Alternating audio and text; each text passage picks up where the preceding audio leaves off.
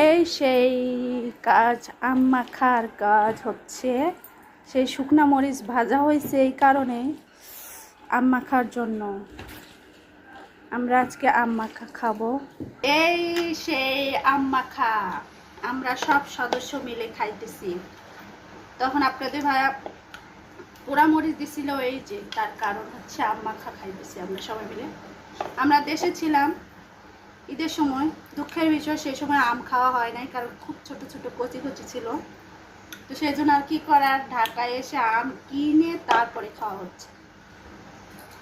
আমের দেশের মানুষ আফসোস আম খাইতে পারব না, এসে আম মাখা আজকে আমরা খাইতেছি।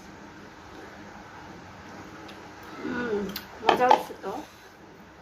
তোমার আম মাখার আসছে বাবা গো, এত মরিচ খাইতেছ।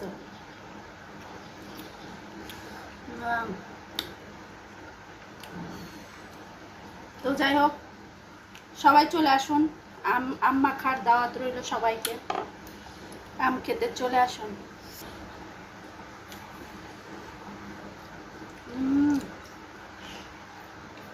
সে হয়েছে, সবই ঠিক আছে।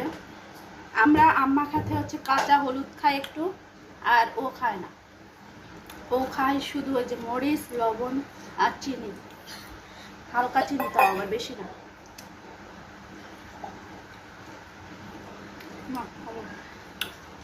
দেখো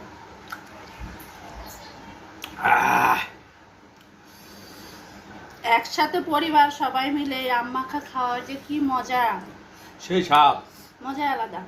দেশে হচ্ছে, দেশে বাড়িতে সবাই মিলে পরিবার সবাই মিলে খাইলে, এমনকি পাড়া প্রতিবেশী সবাই মিলে খাইলে আরো বেশি মজা লাগে। সুন্দর ঝোল তো না, আমি খাবো। আরে ঝোল আমি খাবো। না আরে আমি খাবো।